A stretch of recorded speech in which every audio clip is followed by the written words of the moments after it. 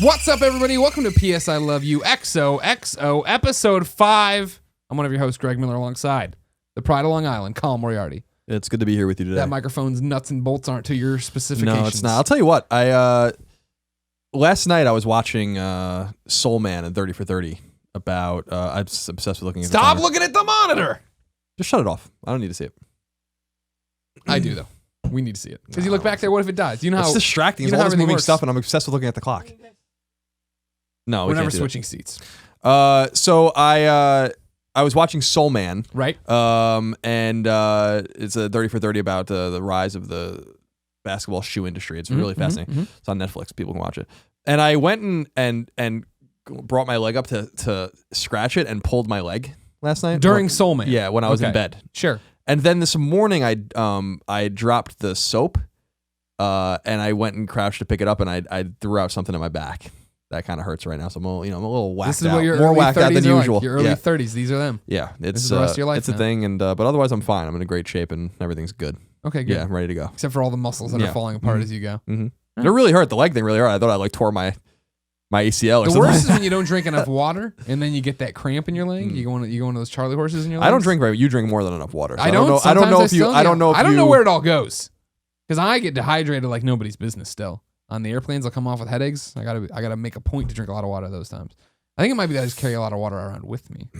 Who knows how much I drink? It's similar to you with the bottles, where the bottles are all over the house, half drank. Yeah. 3/4 still there. Right. It's all over. I fill up the same water bottle like 10 times too. You always say that, and then I come in and clean up in here, and there's 2 bottles in here. Well, I mean, I'm not saying. I'm so telling you have that a bottle out there. So I just don't understand. Do you understand that you're not refilling them? Sometimes? I am refilling. I'm actually refilling them.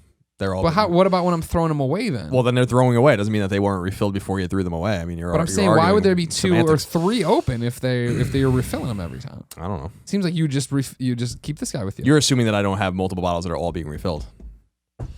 But I know that there's always multiple bottles in the house, is what I'm saying. So if I'm throwing some of these away for sure, how many open bottles? Do you buy a 20-pack and then just open them all, and then just over time? No, okay. I don't do that. Very interesting. Yeah, I mean, it's not that interesting, but it's something duck. yeah. If you know, ladies and gentlemen, this is P.S. I Love You, XOXO, kindoffunny.com's PlayStation podcast, the #1 PlayStation podcast on the internet, according to iTunes, except for that. Well, not except for that we'd be the #1 video game podcast if it wasn't for Hunt the Truth. Hunt the Truth, well, and then we'd be the #1 games and hobby podcast if it wasn't for Car Talk reruns. Well, Car Talk, I told you guys got to go watch Car Talk. Everyone went and watched and listened to Car Talk, and here we are. We've taken the mantle, #1 PlayStation podcast. Very proud of it. Worked very hard. Based on iTunes. Well, it's more iTunes is a pretty good barometer. You'd imagine. Yeah, I don't know. I think a lot of people get that. That's how I did. I said when Beyond became the #1 PlayStation podcast, I based it on iTunes. Well, I mean, your assumption being that there's if you got it from another source, whatever, but you can also get P.S. I Love You from another source, and it's doing really well on YouTube. So I'm confident in saying that P.S. I Love You XOXO is the new #1 PlayStation podcast in the world. Yeah. And I'm extremely proud of that. Me too. And we did a really nice job. It's time to wrap it up. Put a bow on it. It's done. When it's time to go, and it's time to go. Like Seinfeld, you go out when you're on top. On top, right? Yeah. We can't risk ever being in second place. Nah. So I'm happy to admit, and also sad to say, that this is the last episode of PS I Love You. What kind of podcast could we start to take on Car Talk reruns? Talking cars. Ah, nice. And then you're gonna have to kill you so that one of us is dead, and then we're gonna have to go into reruns. But first, we're gonna have to record like a lot. 35 years worth of content. Of episodes. Yeah. Okay. Those guys, you want to talk about content creators? That's them. Yeah, since the 70s. If you like the show, P.S. I Love You, XOXO. Make sure you subscribe to us on youtube.com/kindoffunnygames, or go over to iTunes, subscribe to us there. Drop us a review on either place, thumbs up, whatever you want to do. Share it with your friends. Of course, that's a huge deal. But remember that kindoffunny.com keeps the lights on. So go to kindoffunny.com, watch all the videos, go to our Twitch page, subscribe, do that. Go to the patreon.com/kindoffunnygames, do all that different stuff. I put every time we do one of these shows, which is the 5th time already. I put them on here. I got to tell you, of course, we got the shirts for Kind of Funny. We got the shirts for Kind of Funny. We got the shirts for PS I Love You. You go over kindoffunny.com/store. This week, if you're listening to this, which you should be in the weekly fashion, we're about to do our Q&A for the folks over on patreon.com/kindoffunnygames Wednesday at 5 p.m. Pacific time. If you go over there, you support us at the $15 level or higher, you get a private Q&A with us. That's happening right now. And don't forget that Extra Life is coming up super soon. November 7th. And it's creeping. Kindafunny.com/extra life. You can go donate to the team, join the team. But basically, all you need to know is that on November 7th, we'll be playing games for 24 hours for charity. It's creeping up. Super fun. It's creeping up. it's Just real like close. you creeping up in my room at night, watching me sleep. And Someone's got to make sure you don't choke on your own tongue. Yeah. Now, I'm glad you're there for me. Here's the thing, Colin. Let's get through this at the top of the show. You're at home right now. Or maybe you're in your car on your way to work, enjoying this new episode of P.S. I Love You, XOXO. You're having a great time, and you're like, oh, also, it's Paris Games Week day. It's Tuesday.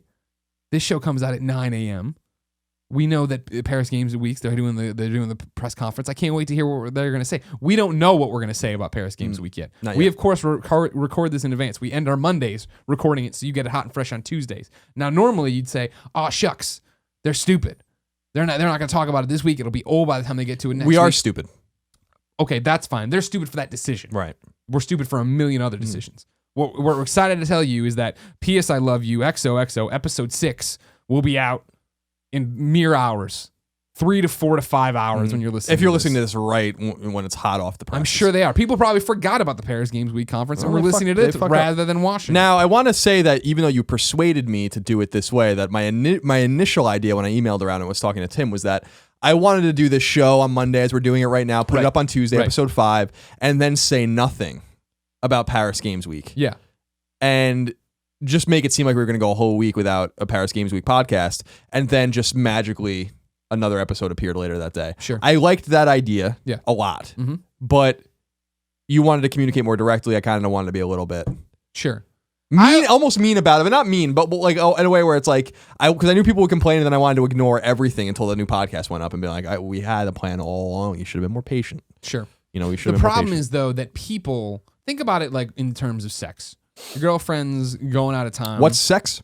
Exactly. Your girlfriend's going out of town. You wanted to knock the boots beforehand, right, or whatever. You don't get to, but then she's gone. And you're like, well, I'm just gonna knock boots to somebody else, and no big deal. And then she comes back, and it turns out that you could have just waited and knocked boots with her, but you knocked boots with somebody else when you didn't need to knock any boots. And so is she not okay with that? Probably not. Could have just masturbated. I didn't want. It's one of those things. We've just gotten to being the number 1 PlayStation podcast, the number 2 video game podcast, and the number 3 car talk podcast. I don't feel like giving that up. I don't want anybody to have any reason to go out and explore. So they get 2 giant episodes today. Don't explore. Everything's been found. Exactly. It's all been You're found. just here. You're happy. Just settle into monogamy with us. Monogamy with Colin and Greg. That's the car talk show we're gonna. Still don't know what sex is, but we're gonna figure that out. And I think as I said, the third option was masturbation. Right. You get your giant episode here with all the normal stuff. I still don't understand the analogy. And then we come back later today, double dip. You get your Paris Games Week reactions and things like that. Sure. We won't have time for your questions in that one. So that'll be, here's what the news was. Maybe I'll be able to open up Twitter on that time. Maybe if you're lucky. Maybe. We'll see. Colin. Yes. Let's begin the show with what is and forever will be Roper's Report. Time for singular possessive news. Now, there are 15 items on the list. A baker's dozen. And I didn't even put them in any order, so no particular order to go. Let's see how I want to do this. I want to see if I kind of want to do it in a specific way. But you know what? A few weeks ago we did it in whatever order we wanted to do it. We'll do it again that way. This is the order in which I wrote them. Yeah. Number 1. German developer Jaeger has broken the silence about losing a major project when publisher Deep Silver took them off of Dead Island 2, a project that was well into development. In a conversation with Games Industry International, Jaeger's managing director Timo Ullman said, quote, having a project canceled in such a late state is a catastrophic event on so many different levels. It really is the worst possible outcome. Everybody involved loses, end quote. GameSpot points out that Jaeger Productions, a so-called single-purpose piece of Jaeger created for the development of Dead Island 2, was shut down entirely once the game was pulled. Ullman said, quote, I really don't blame them, and we wish them all the best. And I think he's talking about Deep Silver here. Yeah. It's tough, and not being given the chance to finish Dead Island 2, that hurts, Right after the announcement, a part of the team was a bit shell-shocked, of course, but you have to motivate yourself to keep going. Cancellation of projects, especially if the stakes are so high, is not unheard of. It hurt us, yes, but it happens. That's it. Nothing else to really be said about that other than I wanted to share that information. It's interesting that they talked about it. I was going to say, I could go for more, though. Why do they think it got canceled? What were their reasons? Did they think they were so far behind? Were there miscommunication with the company? Assuming that he's talking about Deep Silver, and I don't have the context to be positive that is, he says, I really don't blame them. So you can only be talking about Deep Silver? Yeah. Or Jaeger, The studio. the studio. But let's assume he's talking about Deep Silver. I don't know. Right. I really don't blame them. And we wish them all the best. So you know that your game didn't look that good? You understand the reasons? You know the deadlines you missed. Speak to me, Jaeger. assuming he's talking about Deep Silver, he's talking about Jaeger, then he's going to say, I can't blame the greater company for laying off an entire team that has no more game to work on. But, I don't know. Just wanted to share that. Number 2. I'm glad you shared it. No, thank you. Number 2. Ubisoft may be the target of a hostile takeover at the hands of Vivendi. Have you seen anything about this? I have. I've been talking to you about it. Vivendi, which until recently owned a piece of Activision Blizzard, has purchased 6.6% of Ubisoft stock worth 140 million euros, and Ubisoft isn't pleased about it. In an internal email leaked to Games Industry International, Ubisoft CEO Yves Guillemot stated that, quote, Vivendi and his chairman, this is in quotes, had a reputation, then the quote starts again, for aggressively pursuing companies within the entertainment sector. Our intention, this is an ellipsis after that. So I want to be clear, this is an ellipsis. I understand. Our intention is and has always been to remain independent, a value which for 30 years has allowed us to innovate, take risks, create beloved franchise for players around the world, and which has helped the company grow into the leader it is today. Ellipsis. We're going to fight to preserve our independence. We should not let the situation or any future actions by Vivendi or others distract us from our goals. Our best defense is to stay focused on what we have always done best, deliver the most original and memorable gaming experiences. End quote. Vivendi, after the initial purchase of 6.6% of Ubisoft stock, gobbled up more stock, and today owns 10.39% of Ubisoft. In a comment relayed by Reuters, which just came out a few hours ago from the time we were recording this, Vivendi noted that, quote, these acquisitions were not specifically designed as a preparatory step for the plan to take over Ubisoft or Gameloft, because they're also buying shares of Gameloft. But nevertheless, over the 6 coming months, Vivendi cannot rule out the possibility of considering such a plan. That's why we weren't doing it, but now that we have so much, maybe. It's interesting because as far as I know, Vivendi owned a piece of Activision Blizzard, and Bobby Kotick, I think, and those guys deployed some sort of initiative to buy their stock back from them. So Vivendi's out of the gaming space.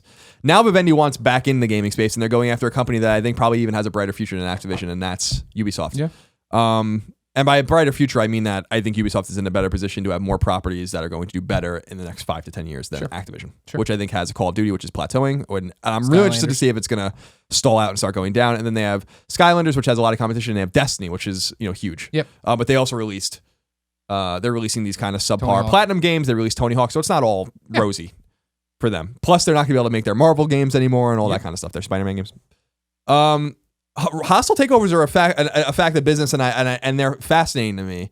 Yves Guillemot has every reason to be scared, since if they are able to take over and have controlling stake of the board, then he's might be out. Yeah. So so he might be speaking from a place of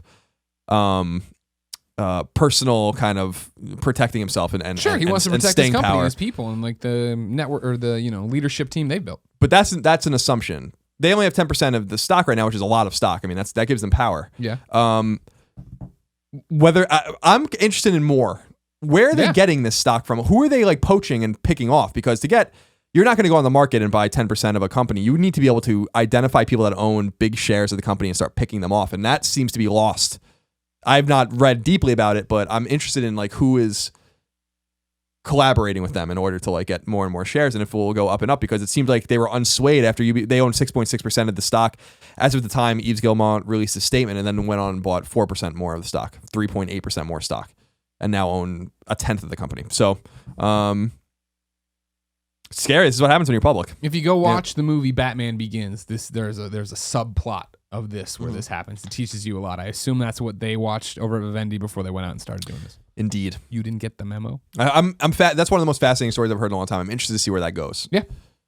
Vivendi's like really trying to muscle their way in. Number 3. PlayStation 4 has already gotten a price drop in Japan and the US. Now it's also received a price drop in the UK and Australia. Sorry, Canada. GameSpot, Canada did get their price drop, even though I think the price went up. Exactly.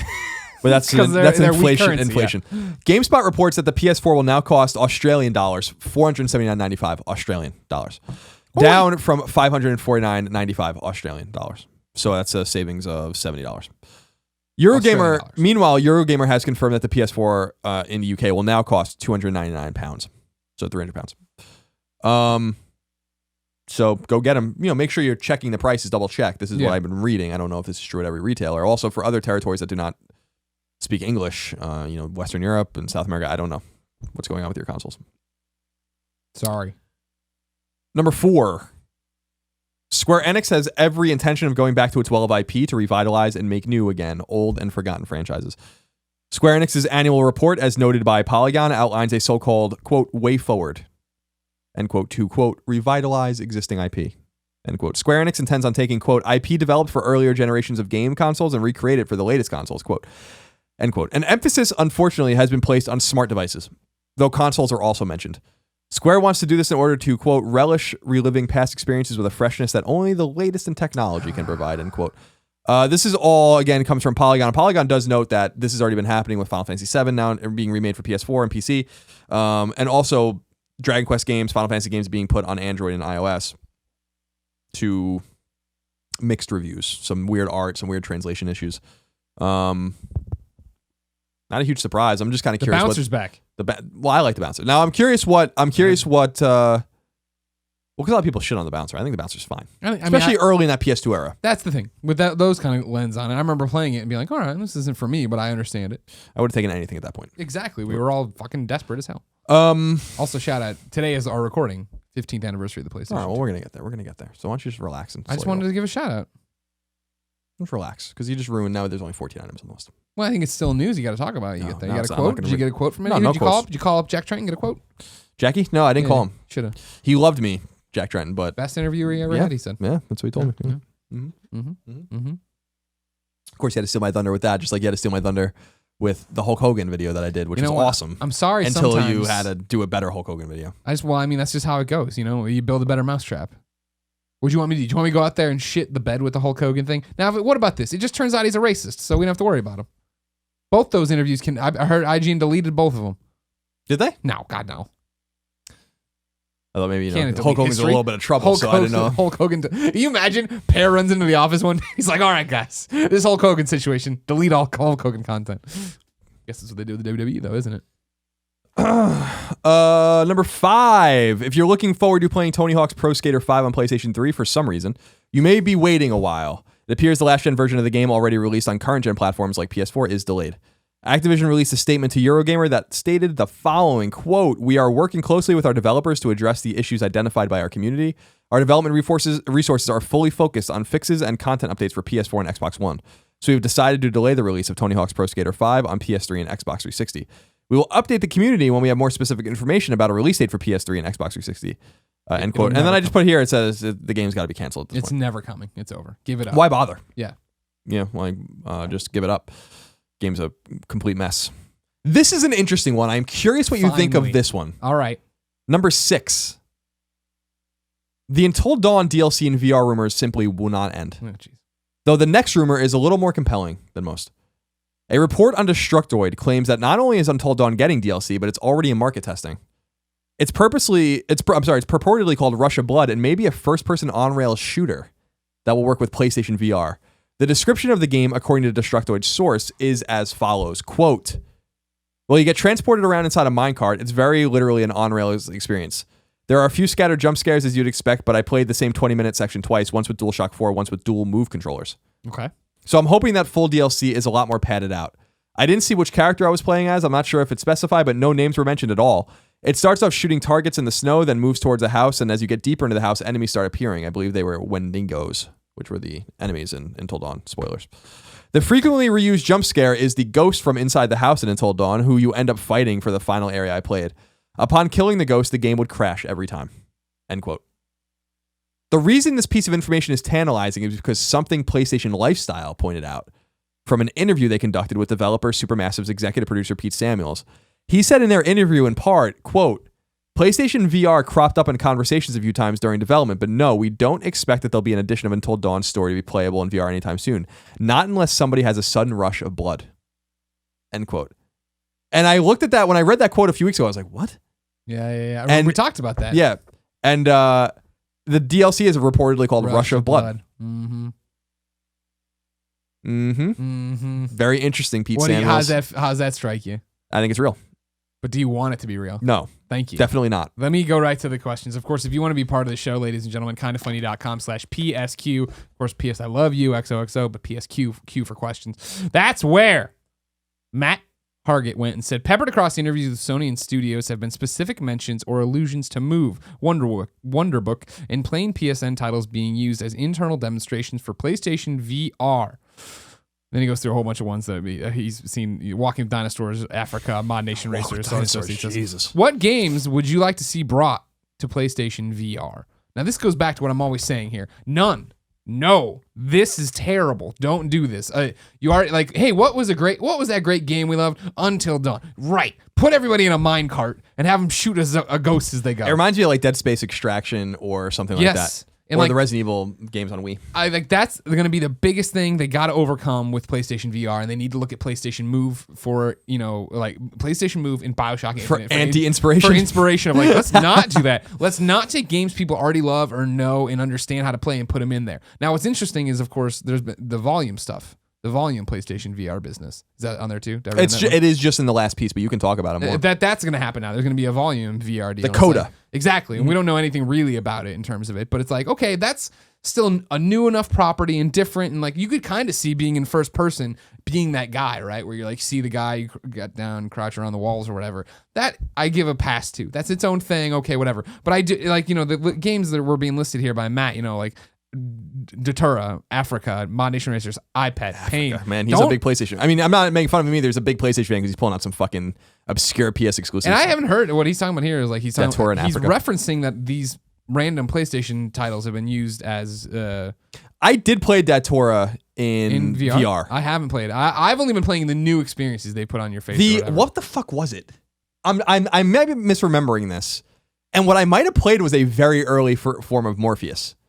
But I don't think it was. Yeah. All right, I think I remember what it was. We went to an event. It was in 2011, maybe 2012 at the latest. You and I were playing, we split up and I went and played Datura, which was a game from Plastic. It's a Polish demo scene studio. They don't really make games. They make they made Linger in Shadows, which was like a PS3 kind of experience. And they made Datura, which was something I was really excited about. Datura should have been awesome. It wasn't, but it should have been awesome. And, one of the producers from Sony, the Sony side, Santa Monica producers that were working at Datura, had this setup where it wasn't VR, but it was this piece, it was this module where they taped. It was, I think, literally duct taped 2 PS Moves to my head, on this this almost like glasses or something like that, and it would allow you to head track and stuff like that. And so it seemed like they were working on Datura in a sense as a very early thing to work in this, and Datura probably would work in that. It's just not a very interesting game. The thing that I find compelling about this, Greg, with the Until Dawn DLC is that if Rush of Blood is real, then they're already talking about one of the major problems that it has that I talked about last week, which was the perspective. Mm-hmm. Until Dawn is in third person, so you always know who you're playing as. That's the idea. Yeah. He says he played twice, 20 minutes, 2 20-minute segments twice, the same one, and he's in first person. So they already have to shove the camera in because you can't, I don't understand how VR is going to work in third person, which takes away. Volume must be, for instance, Volume's a third person top down kind of game. Yeah.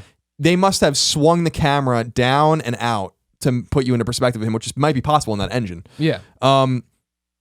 This seems like, a weird kind of thing. If I was an Until Dawn fan that was not up on my Until Dawn and I saw this DLC pop in the store and I bought this and I needed to shoot things in it, I'd be really pissed off. Yeah. I don't know if it's going to be good or bad. I don't know. I think that to the point I was making last week, there's a lot of technical ramifications for taking a third-person game and shoving it in the first person to work in VR. Well, VR cannot work in third person. Like, I don't understand what the point of being in VR is if you're playing in third person. Yeah. So, to their point, Until Dawn was made on the Killzone Shadowfall engine, Guerrilla's proprietary engine. That was what Until Dawn was built on, and that game was the interesting thing about that engine was built for first-person shooting. So they might have just reverted back to the core of what that engine can do, which would be promising. But if we're going to play an Until Dawn shooter in VR, I'd rather just play it. The on rails thing is actually the thing that makes me the most apprehensive about it. Yeah. I don't want all these carnival games. You know what I mean? I don't want just shooting galleries. Right. You mean Carnival Games, the PS3 game, or do you mean Carnival Games? I mean like real literal games. Carnival. Yeah. Because there was I remember Carnival. We're the only ones that know that game exists. We tried it for the trophies. Mm-hmm. We sure did. Number 7.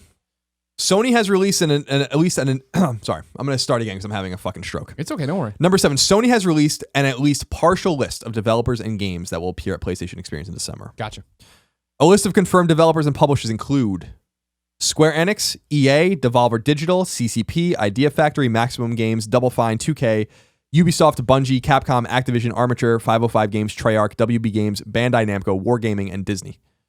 First-party studios confirmed for some sort of appearance include Sony San Diego, Naughty Dog, Media Molecule, Sony Santa Monica, Studio Japan, and XDev, which is part of Santa Monica.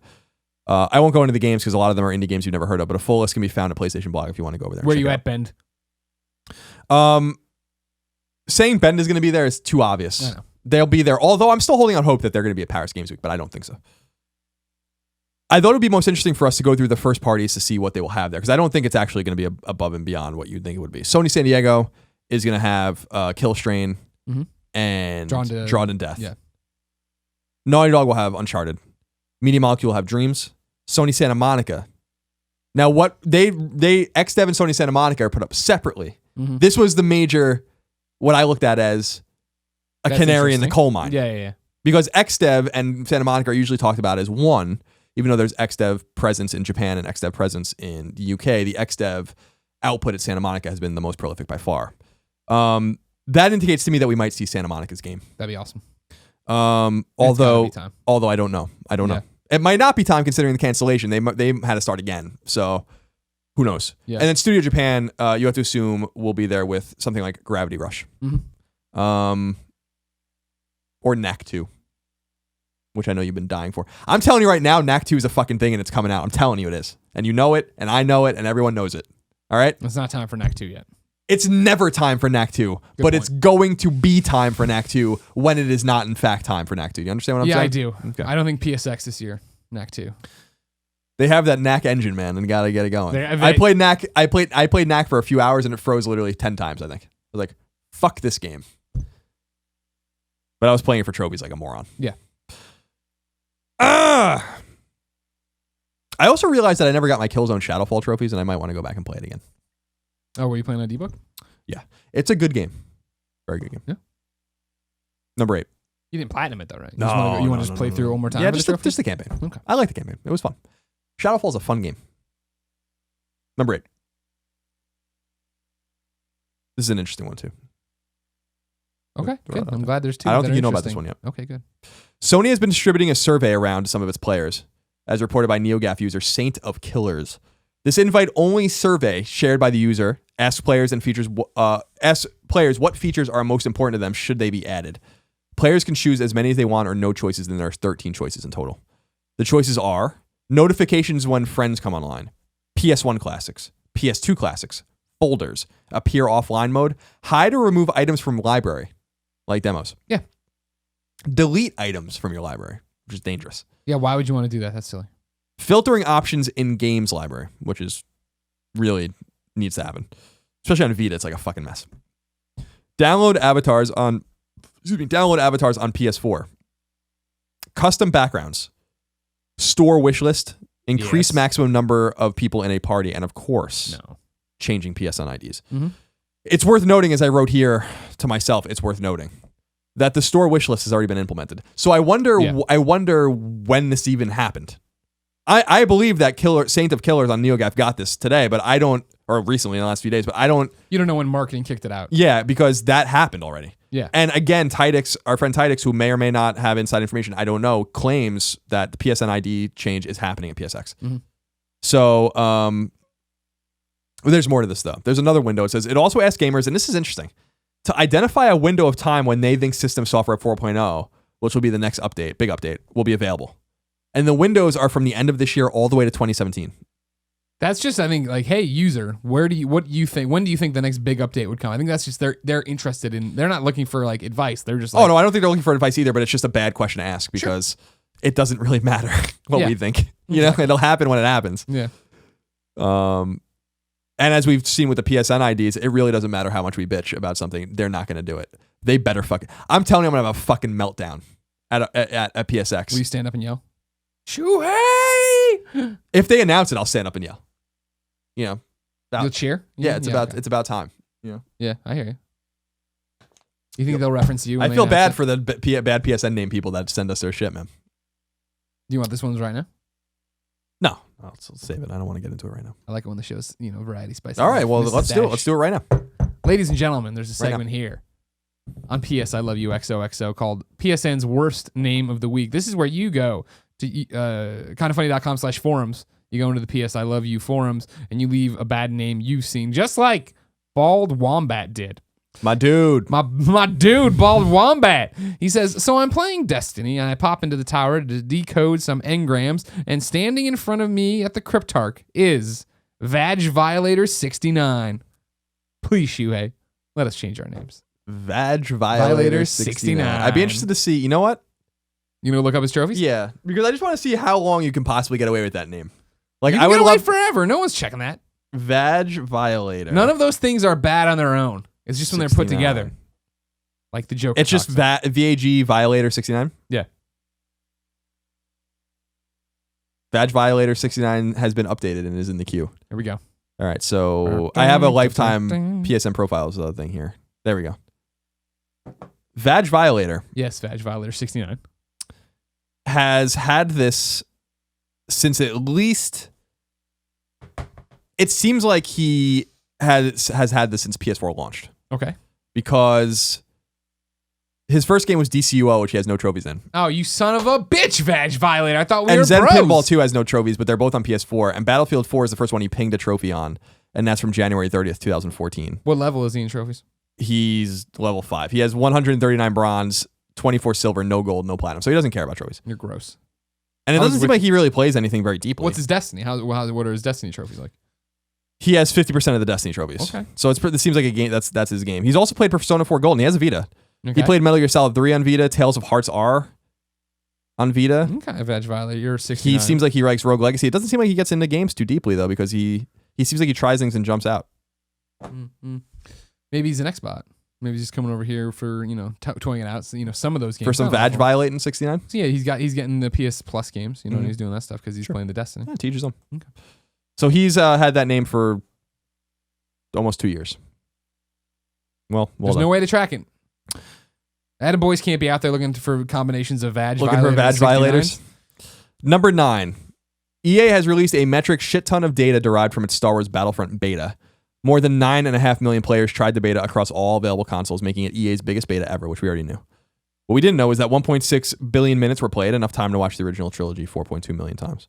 Vader and Luke were both spawned nearly 6 million times each. The E11 blaster killed 293 million characters, and the AT-ATs were destroyed 783,000 times on Hoth. 6 million players reached rank 5 and unlocked the jump pack. There's some stats there. People are into it, Greg. People are into it. I'm looking forward to kicking the tires when it comes out for the AT-AT. Well, kick something all right. Oh. Number 10. Good news. Fallout 4 has gone gold. And Bethesda has confirmed on Twitter that you will be able to preload the game on your PS4, giving you just a few days before the game comes out to get it all locked and loaded. And then parenthetically, I want you to know, in case you're curious, Just Cause 3 has also gone gold, well ahead of its December 1st launch. Didn't feel like it was worth its own item. I'm glad. I like that you piled them together. Roger Pocorny went over to kindoffunny.com/PSQ and left this one. Hey guys, this week a few games went gold. Fallout 4, Just Cause 3, Need for Speed. This is great and all. But my question is, does this mean anything anymore? Games nowadays, even those that went gold months before release and are technically finished, are rarely really done. Day one patches still come out. Some games continue to come out in broken forms and servers blow up.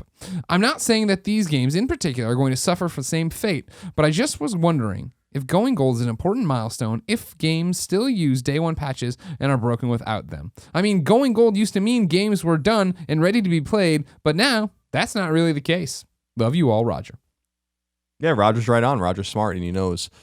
Going gold doesn't mean anything anymore. It really did mean something in the sense that when the game was gold in the PS2 era, when the game was gold in the NES era, that was it. Mm-hmm. Like if the game had a game-breaking bug or a flaw in it, it was too bad. Yeah. You know? It used to be in the old days when something went gold, we were like, oh, we're going to get it on a burn disc for the PS2 in the next week at IGN. You know what I mean? Next week and a half, we'll have burned copies of this game because they just take the file, put it onto a CD burner, and give it to us. And now, yeah, it's you get games right before they come out usually because there is a day one patch. There is this thing we're trying to fat. And you'll find in review guides, because when you got big games to review, you often get what it's called a review guide, which is like, here's everything you need to know about the game. Here's how to play it. Mm-hmm. Here's some information about the story and the characters and the plot or whatever. And here's some things you need to know. We prefer you don't talk. And there's usually a sheet that has like, don't even read this until you're done with the game. And then it's like, when you review the game or talk about it, don't talk about this, and this, talk about this, and this. And a lot of times more recently in the last few years, it's like there will be a day one patch available for this game. Yep. I think people, interestingly, with Halo 5 have learned their lesson with what happened with Master Chief Collection. A lot of people are not putting scores on Halo because they are not confident that the multiplayer environment that they experience the game in will be the real multiplayer environment, which is exactly what happened with Master Chief Collection. Malo Haster Chief Collection. Someone call a doctor.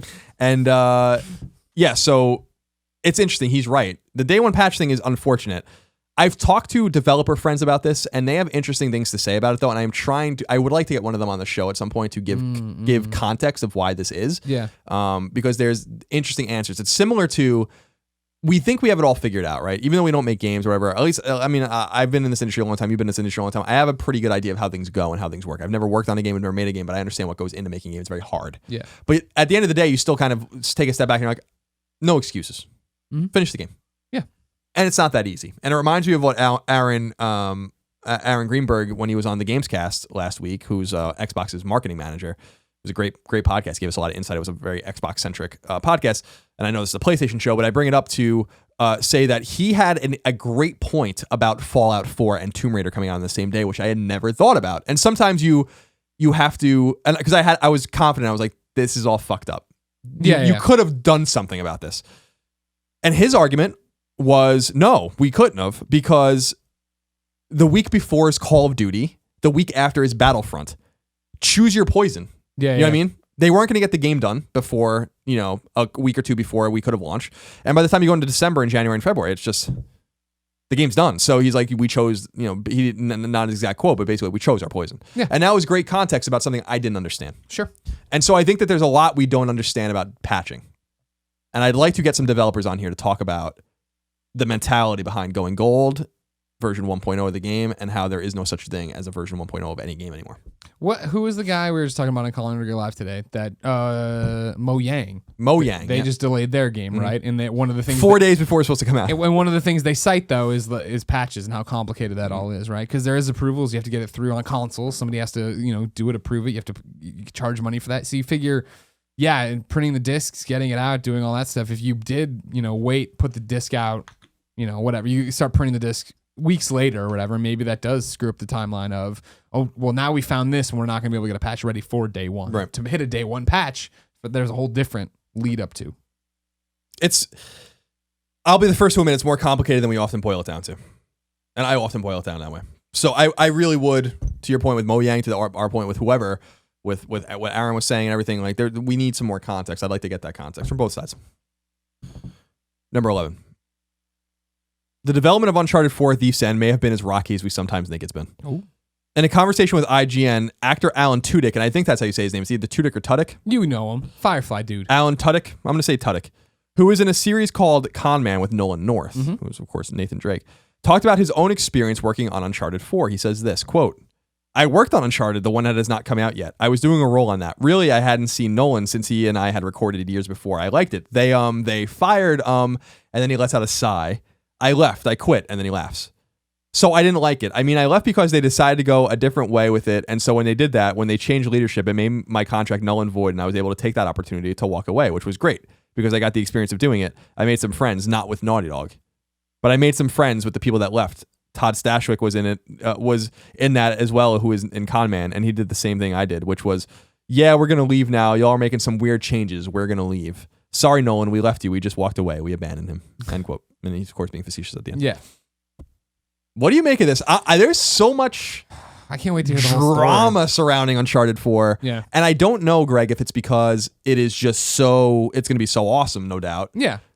And it's such a big game from a big studio, one of the great studios in the history of gaming, that we just pay a lot of attention to it. Or if there's really there's something to There was the big thing with Amy. That was the one I think you dial it back to. And then from there, that has the ripples of it, right?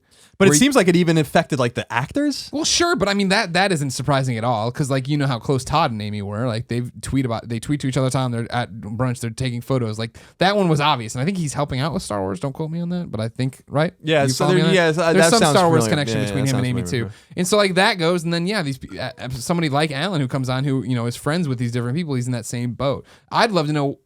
I'm more interested than ever in what the changes are. You know what I mean? What was Amy's story and what is Neil and Bruce's story? Because I've been saying from the get-go, but yeah, like we're ready for Sam, Troy's character, the brother, to be bad, right? When is he going to double cross Nate? When is he going to get mad at him? Because that was Todd's whole thing. When he was the voice in that trailer, he was playing the brother of Nathan Drake, and he does that, you left me in a hole to die, and da-da-da-da-da. And it's like, is that not at all what Sam's going to be anymore in Uncharted 4? Is it going to be that he is just riding along with Nate and they are brothers and they are happy-go-lucky? I can't wait to see that. If we get to the end of that game and Sam doesn't double-cross Drake at some point, I'm going to be blown away. I don't know what else to say. There's nothing. I mean, like we need to know. Like I say, like that. Nothing. There's a story there so deep, and it probably takes many, many beers and cocktails to figure out what exactly happened. How many people, is Justin leaving connected to that? How about all the other people who left? Was it just their time, or did they feel that this is no longer the project they had their hopes set on, so they're leaving? And you know what I mean? Then there's the delays and this, and like how much of it was, you know what I mean? Like all you hear is chatter and chaff right now. I want to get to the wheat. What has happened? Yeah, sure enough. I wonder if we ever will. Because there's much to be said. Yeah. When NDAs are up and everyone can speak freely, it might be a long time from now. Number 12. Harmonix employees have been leaving positive reviews for Rock Band 4 on Amazon. Word comes by way of Reddit, which found at least 7 Harmonix employees leaving 5-star reviews for the game without noting that they actually worked on the game. Destructoid later got a statement from Harmonix admitting that this happened. Quote, Harmonix has clarified its internal policy about posting reviews of our own products on retail sites, and we've asked that existing reviews be edited to identify Harmonix employees or be removed entirely.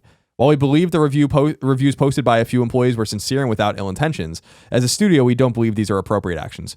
We appreciate the feedback from the community and take our relationship with our fans seriously, end quote. At least one employee has since gone back and updated his review to note his position within Harmonix. That's the only one I saw from this. I'm not going to fucking dig in and look. Yeah. But that's the one I saw on Destructoid. What a shady fucking move. I'm sorry. Like, I understand what Harmonix is saying. They do have to protect their people and their brand, but that's shady, and I don't know that you can't. I don't know how you can look at that without ill intention. I'm not saying that their ill intention is maybe a misnomer, but nefarious is maybe the word I would use. You worked on the game. I would say tone deaf. Tone deaf. You know what I mean? That you I feel like we're playing PTI now. Yes. My thing about it, right, is like it's the Amazon reviews, and I'm not here saying there's no sanctity to them, that they're all bullshit. I use them all the time. I use the aggregate. Yeah, me too. And I'll read, like, what is it? You read the 4 stars and the 3 stars. Those are the people who are like the most honest, right? Not just it was great or it's fucking garbage. But like, it's like, is that? I'm not. Obviously in their shoes, if I was running a company, I would be very much like, yes, don't go in the game you worked and review it. You know what I mean? That's for the consumer to do. You've left that behind when you move over here to go be part of the team, to go make the game. But then in the same breath, like if they would have from the get-go been like, I worked on the game, you know what I mean? It's just a weird thing to add. It's like when Clements used to do reviews at IGN, and then like we never had at the beginning like a real policy on how long do you say in the review how long you played, where do you put all this information data? And Ryan would write like these comprehensive blog posts, and he would link them at the end of the reviews, right? And I was always like, it seems like is that like too much? Is that an overblown reaction to it? You know what I mean? I'm props to you for doing it. You know, you're awesome. But I was always like, I'm really busy. I'll say it in the review and I'll answer in the comments if I need to. You know what I mean? Like, this is the same thing of like a sliding scale of like, where is the responsibility here? And like, do we know the roles they were? I mean, were they just like people who work at Harmonix, or were they like developers of the game? And I don't know. Things? I don't know. It's a weird thing. And I mean, that's the whole, yeah. It's weird all over. Should they have disclosed who they were? Of course they should. Am I looking for ethics in my Amazon reviews? Not really. I should be. Ethics in Amazon journalism? It's about ethics in Amazon journalism, hashtag. But I mean, not really, but it's because I already don't believe that exists. There are no gatekeepers. It's like when I... No, it's like Yelp. When I go on Yelp and there's like 5 reviews, I'm like, well, I'm sure 3 of you work there. You know what I mean? Like, can I trust you? I go for the one with a giant number that has like something to say. It also seems like everyone has 3.5 and 4 stars on there. It doesn't matter. Like Hard Water, I think, has like 3.5 stars or 4 stars. And I'm like, are you kidding? Yeah, the service does suck if you're not sitting at the bar. But the food, Woo! the drinks, Woo! that Pappy flight I had, Woo! on point. Don't do it. I love how some people don't know. First of all, it's funny how a lot of people, it's cute because, you know, a lot of people know that they don't know what they know. A lot of people don't know liquor. And they watch this and they say, wow, look at Greg drinking out of the Black Label bottle, a clear liquid. I'm like, guys, that's a Scotch bottle. It wouldn't be vodka or gin. It's clearly water. Everyone can relax. Also, Greg's an alcoholic, so call. It took me a while. And get him to Betty Ford. It took me 40 minutes, I'll say, maybe even less than that, of drinking out of the cup to be like, what does this cup smell like? And I was like, this cup smells like dog food. I noticed this morning that the dry dog food cup had been it was no longer there because it had gotten buried, so it's been in there for like a month. And then I saw a cup on the rack, and I took that and put water, and I was like, this still smells like dog food. That's fucking disgusting. Keep your dog's food out of the sink. I didn't do it. Keep your food out of the sink, and your food. Keep your food out of the sink. Okay. Don't do it! Greg, you're going to die. Number 13. Charlie. Is it possible that a new, more powerful place that you like that? That was a great pregnant pause. A lot of people looked at their MP3 on that. If your MP3 dies all the time, sorry about that. We don't know what that's about yet. Is it possible that a new, more powerful PlayStation 4 will eventually come out? Yes. It's inevitable. Yes, it is. A more powerful PlayStation 4 you think is inevitable? Yeah. Why would you think that? Because why wouldn't it be? When has that ever happened? Every time. Never. It's never happened. Okay, give me the story. DualShockers translated an interview on Japanese site 4Gamer with PlayStation's senior vice president Masayahu Ito on if it's possible that a PS4, quote, with improved performance, unquote, may ever launch. DualShockers says, quote, Ito-san immediately clarified that he has nothing specific to announce, but that the adoption of the x86 architecture made performance improvements in due time possible. Yet Ito-san continued, the real question is whether those improvements should be made or not. With the PS3 architecture and the cell, it was impossible to expand the machine beyond the capacity of the hard disk. On the other hand, with the PS4 adopting a conventional x86 architecture, it's easy to achieve flexible performance enhancements while using the same game assets. That's why providing a standard performance version of the PS4 and a high performance version of the console side by side is, according to Ito-san, an idea that might be considered. It's worth stressing on the fact that Ito-san was talking hypothetically, prompted by a specific question, so don't go taking this as confirmation of a PS4.1 is actually in the works. Every PlayStation firmware in the history of forever has system stability updates. All right, you're getting real. That's all this is. That's only happened to 3 of the PS3 Vita and PS4, but every firmware and PSP. A lot of firmwares you just. This is really interesting because I've talked about this with you in the past that I was surprised. Nintendo 64 was on to something, I think, with the expansion pack. I think they were. I don't think it's an ideal situation because you needed the expansion pack to play Majora's Mask. Sure. This isn't talking about that, at least from what I can tell. This is saying that you will be able to play any PS4 game on either of the consoles, but that using the same assets, but that it will look better or run quicker or smoother on an enhanced PS4, PS4.1 as they call it. And that's never happened. And I think that that's a really interesting idea. And when PS4 was announced and stuff, I did, not being a very technical person, still was a little bit confused that there's no expansion possibilities on the console itself, that there's no way to put in more, like, something very consumer friendly that you're not opening this machine, but something you shove into the PS4 that gives it more RAM or whatever. And I was shocked by that because I was like, that's a good way to make money, and it also future proofs your console. But what they're saying is that hypothetically, according to Ito-san, this might be a thing that they can do now. The cell was this locked, closed thing, and the x86 architecture can be scaled. And so, much like a PC, we'll be able to play Fallout 4 at the minimum levels and the Fallout 4 at the maximum levels, but it's the same game. Yeah. With the same assets, running the same disk, all that kind of stuff, running the same data. I think it's a fascinating idea. I think it would be an interesting thing to pull out of your hat in 2019. 2018 maybe. Sure. But I mean, by then we're already starting to look to PS5. We're already starting to think about the next thing. It's like at the end of the life cycle, if they would have put out a PS3.1 that was like, it runs your PS3 games better and I'd be like, cool, but I know you're about to put out a new console that I won't be able to play those games on this thing, and I don't care what this looks like. I think the argument might be that the scaling will allow this to happen easier, and that there might not be. I mean, I don't want to say there's nowhere to go from here. There's definitely. I mean, look at a PC game; they're way prettier than PS4 games. Yeah. But there might not be any realistic way for them to go into the new console. In other words, there might not be the development imperative that we've heard a lot about how developers really needed these new consoles. They needed them more than we needed them in a way, because the vision for their games, these huge open world games, just weren't working, for instance, on PS3, as we saw with Skyrim. And it's interesting to think about a future in which Sony is not interested in actually putting any more money back into a PS5 yet. And in 2018, 2019, they're like, the PS 4.1 or whatever they would call it don't have to buy it. All the games coming out will work on your PS4. They're just going to look way better. And that is the incremental jump. And then, so you have this ability to scale. It's almost like a half step. Yeah. I actually think it's quite clever. It's interesting, but you know what it gets, Colin, is it gets complicated. Right now, consoles are, our choice because they're easy. You know what I mean? When you start complicating the message, you get to Steambox territory, right? Where which one am I buying? Why isn't there just one? Wait, it's the Wii U, so it's just the Wii, so is it different? You know what I mean?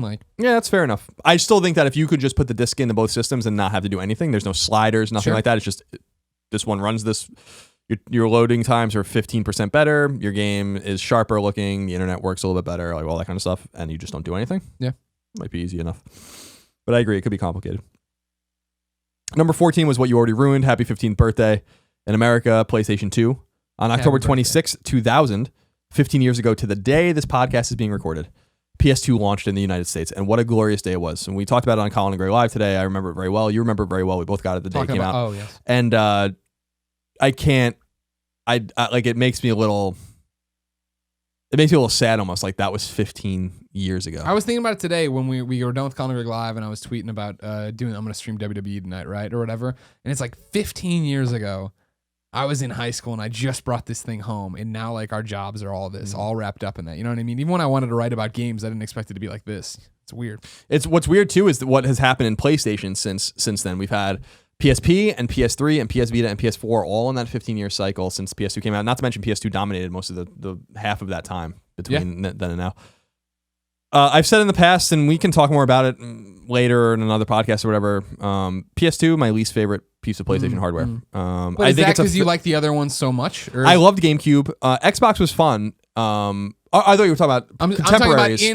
I'm talking about in terms of PlayStation hierarchy. You're saying it's your least favorite. Yeah. I thought you were talking about contemporaries. Does that mean you dislike the PS2? No, they're all great. That's what I thought. I think the PS2, in my opinion, and I know a lot of people really love the PS2, and I think a lot of people really love the PS2, frankly, because we have a big group of people aged to have played that console, like we played the NES or the SNES, which is, the NES is always going to be my favorite console. So and I know a lot of that is nostalgia. There's no doubt, but it is, and I think people feel that way about PS2.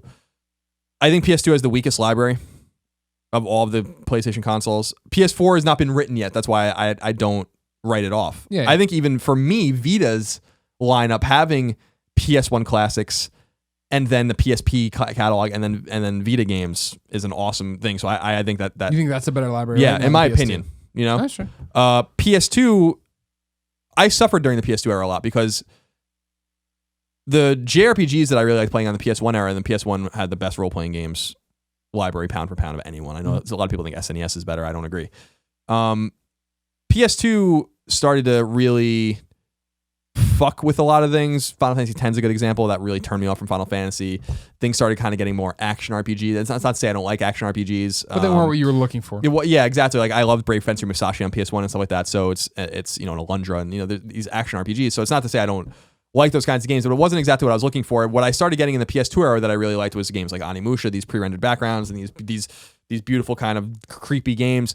But to the point I was trying to make before with GameCube and Xbox, because I thought that's what you're talking about in terms of its contemporaries. I was quite sucked into the GameCube library at that time. Yeah, I know. And I got GameCube a year later when it came out in 2001, and then I got my Xbox in 2003 when Coach War came out. And Xbox, by the time I got to college, was the console I was playing the most, which I know would surprise a lot of people. I played Rainbow Six 3 until my fucking eyes bled. So that might be my most played game of that generation by a mile. Interesting.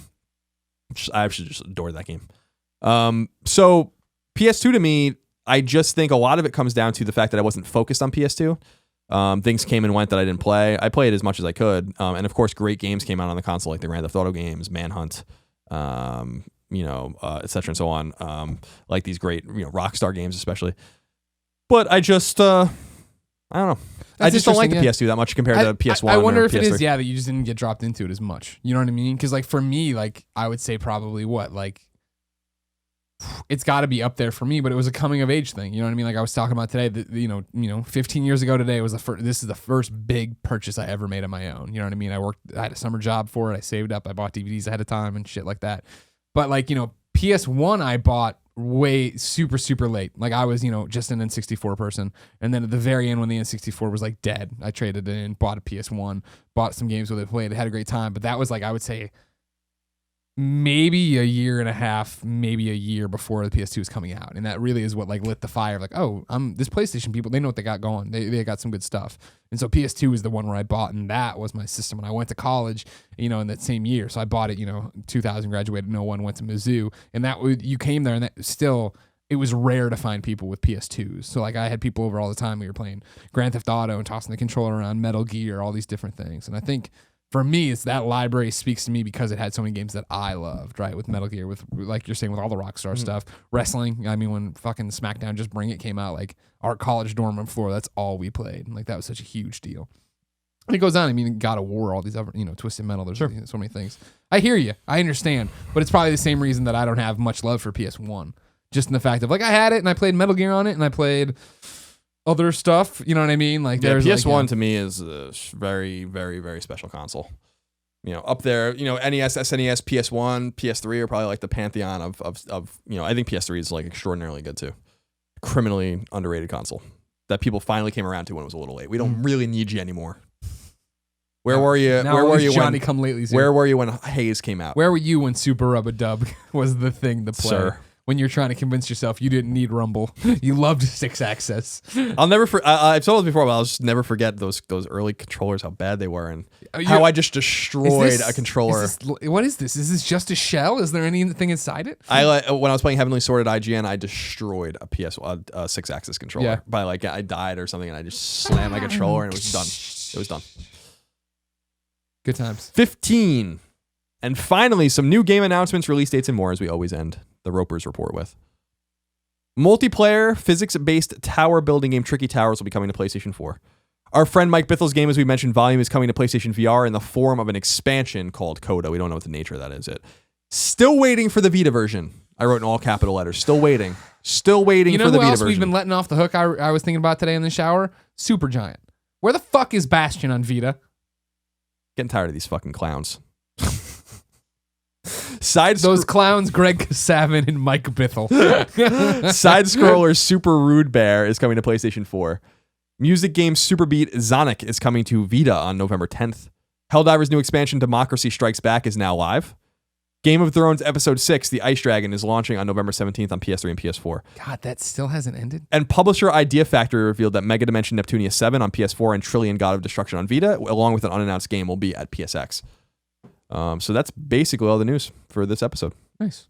Now, Colin, we've been doing this episode. It's the pre-Paris Games Week episode. We're trying to catch you up on everything that's happening before we jump into Games that. Week. Very excited. I'm excited. Me too. I'm very excited about it. Now, do you think it's going to pay off, or do you think we're going to be let down? I think it's going to pay off. Okay.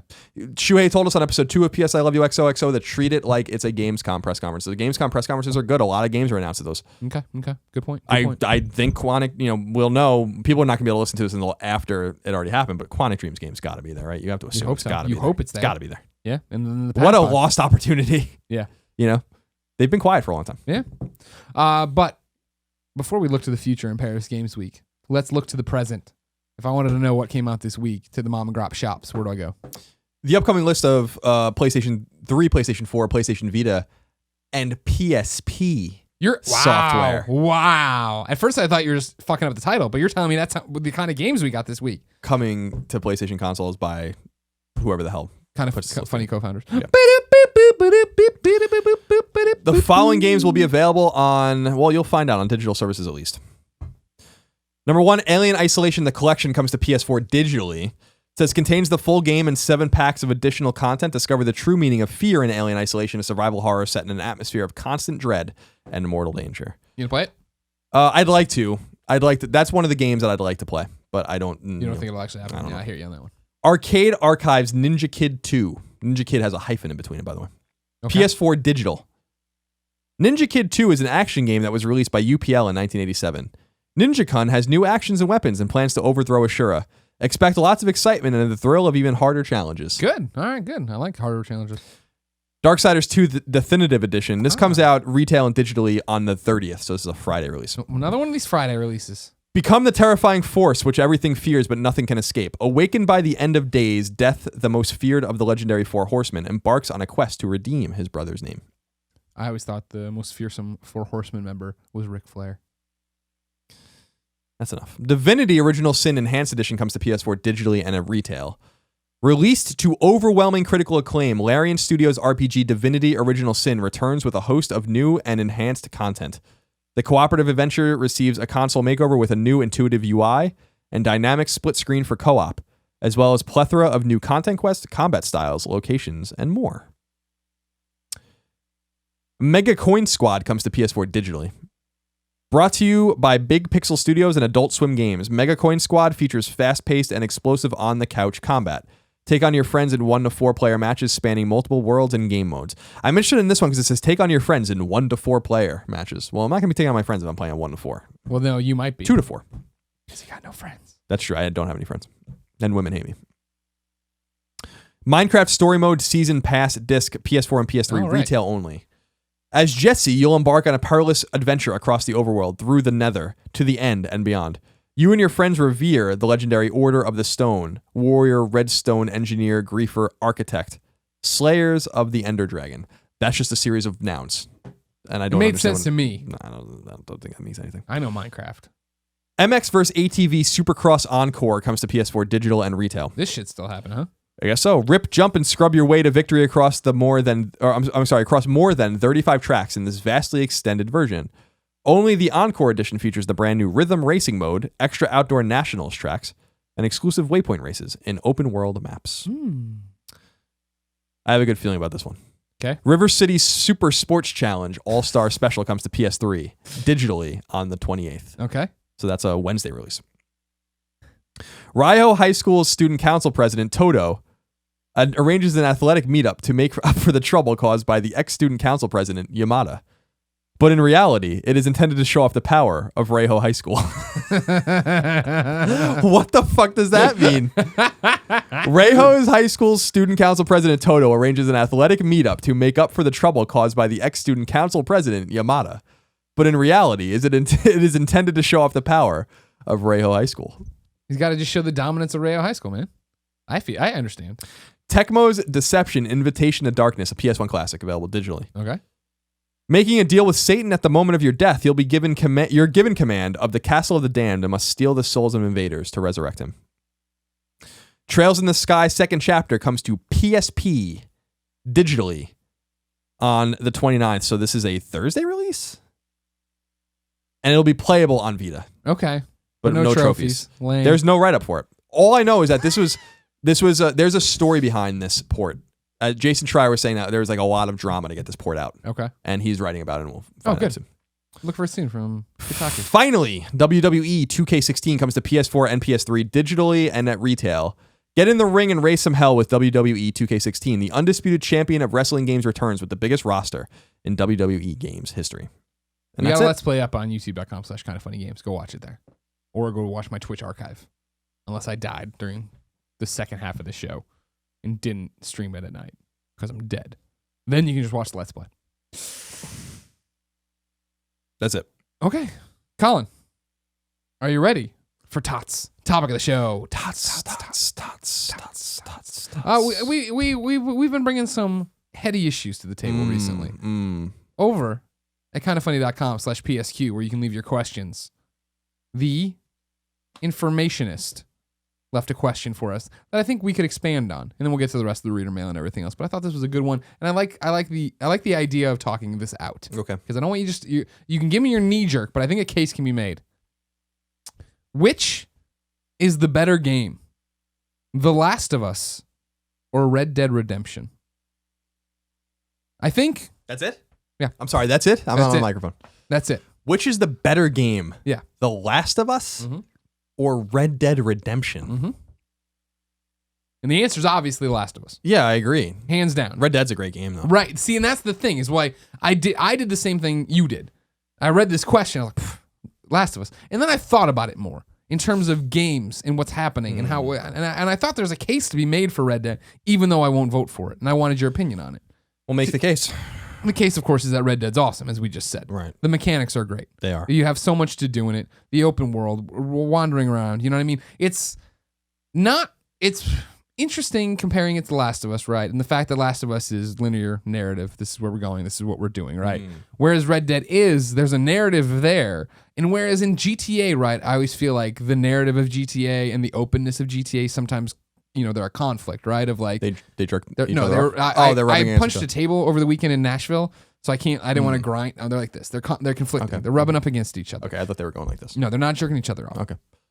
GTA and that there's so much going on. There's something every few feet. So you're like, sure, I want to go off and save Michael's daughter or whatever, but man, I just ran this guy over and now there's something to, you know what I mean? Like, there's so much in such a tight space that I feel like the story and the openness get in the way. Whereas with Red Dead, the story is, this is this old West thing. You've got to go across the map to go do this. And as you go across this desert and there's all this open space and you get lost in what you're doing. And so then if you do see a random thing off to the side, it's more realistic, I feel like, at least. And okay, that might actually distract me to go do it. It's not goofy. It's not crazy. It's not over the top. It's not oversaturated, sensory overload as I go, whereas I felt in GTA 5 sometimes trying to get from which mission do I do, how does this all play together. Red Dead's story of being John Marston, right, and trying to make good and trying to get back to your family by doing all these little things, I felt like worked out well. So like I enjoyed exploring the world. I enjoyed some days where I would turn it on and just go out and hunt, look for some pelts. But I enjoy the other days where I'm like, I'm going to try to get these things done. Or I think I'm going to do one thing and then I have to deviate from it to go off to the other thing. Whereas GTA, I felt like, well, am I making progress? Or am I not making progress? How does this work? And it was breaking the experience for me a little bit in terms of that. And then, of course, Red Dead's multiplayer is also excellent. It gets not talked about because neither of us are multiplayer guys. But I remember a whole bunch of our friends, Baradon and Tyroot and all of them, would play it every night. Get together on the horses, go out and do their little things and have fun. So in terms of that, we're not comparing apples to apples. And now, granted, they're both games. And I think for me, the problem with Red Dead is always Mexico. Right? Well, you're a racist, so. Of course. Right. But I think Mexico is like the chapters where you're like, oof, like this, what is going on? Where are we going? That's when you lose the narrative again in a little bit. You know what I mean? You never lose the narrative in The Last of Us because it is so simple.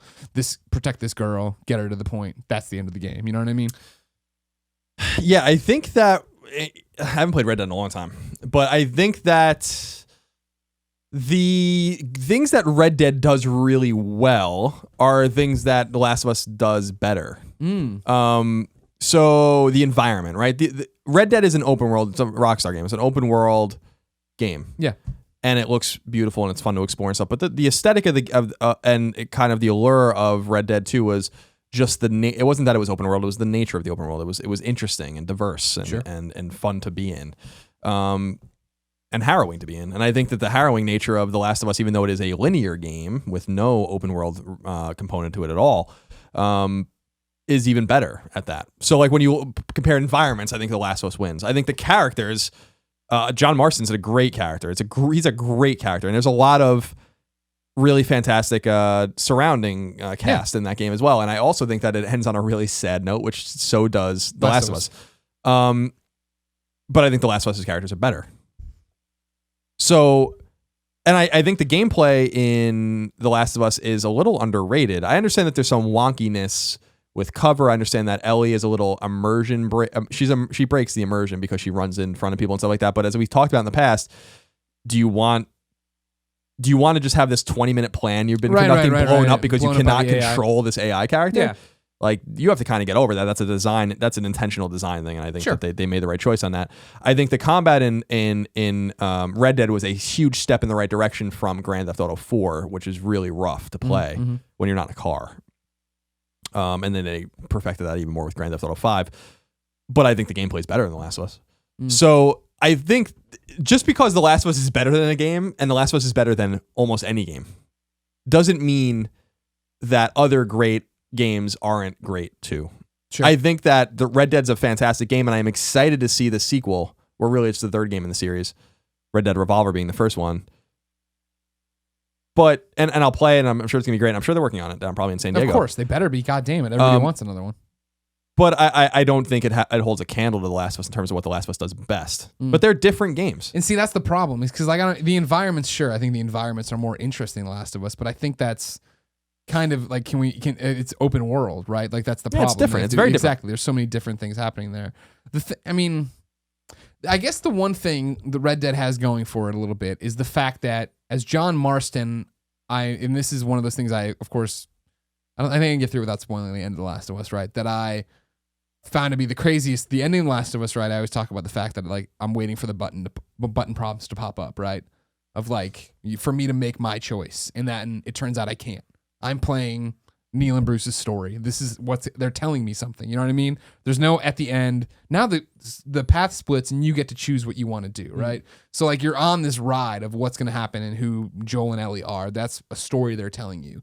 Whereas with like I always talk about it with Red Dead, there's this one moment where you're running. I don't know if you did the side mission where you're running the mission where you have to. This guy's asking you for flowers for his wife or whatever. You know what I mean? He's in love with his wife. You ran into him. It's just a stupid side quest.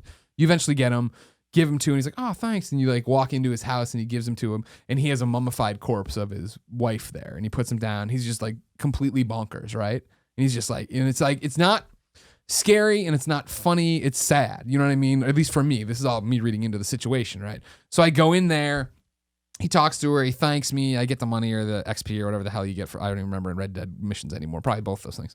And I'm like, all right, great. And I walked back out, and I'll never forget this. I walked back out, and then I spun the camera, and like it was like, you know, beautiful and sunny, and like you can hear the birds flying and stuff. And I just went, and I brought up my wheel, and I put on my little bandana, and I walked back in the house, and I blew the guy away. And it wasn't the GTA, I'm going to shoot this guy and see what happens, da-da-da. This was like a mercy kill of like, this guy is done. You know what I mean? Like, I have to put this guy down. He's gone. And that is one of those moments that's always stuck with me. And it's not sticking with me because I was told it, right? Like, that was me in the open world, make my own consequences. I put on the bandana, if you don't remember, so that I don't get notorious points or whatever. I don't go in the bad section. I wanted to keep being a good guy. But you have that, you know, those gray areas to play in. And for me, like, that's important in that kind of game. I'm not saying I missed that in The Last of Us, right? I always talk about that. I love the fact that when I got to that precipice where it's like, oh, and here comes my choice. I didn't get it. I like that. But that's something special that Red Dead gets to do that, you know, like we're talking about or the differences in what they can and can't do, right? That the Last of Us can't do. Yeah, I think what I think you bring up about Red Dead just generally, which I think is interesting, is that it's just a great game. Mm-hmm. You know, that's a game I would love for them to re-release. I'm surprised they haven't. Yeah. But well, it's GTA. It's Rockstar. Yeah, and they don't have there's no financial imperative for them to do it. Certainly the game sold really well, and the studio's heads down. And I also think if they release it now, it just eats into getting ready for the next Red Dead. Yeah, and it also like tips their hand a little bit. Right. See, I'm excited for a new Red Dead. The same reason I'm excited for the new Fallout, right? Of just going out there, making my choices. What am I going to find out in this place? You know what I mean? And not that I wasn't excited for that, but there's a difference between, I think, for me at least, right?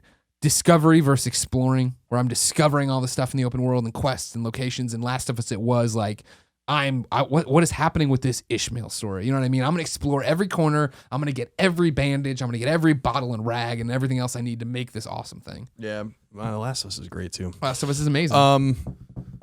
Just two great games. Recommend them both. I don't know that you're right in the sense that it's hard to compare and contrast them, but I think The Last of Us wins. I agree. And that's the whole thing but it's like, for me, it was that thing of like, and I'm like, wait, well, that's it's a conversation worth having. Yeah. They're very thought provoking. Yeah. All right.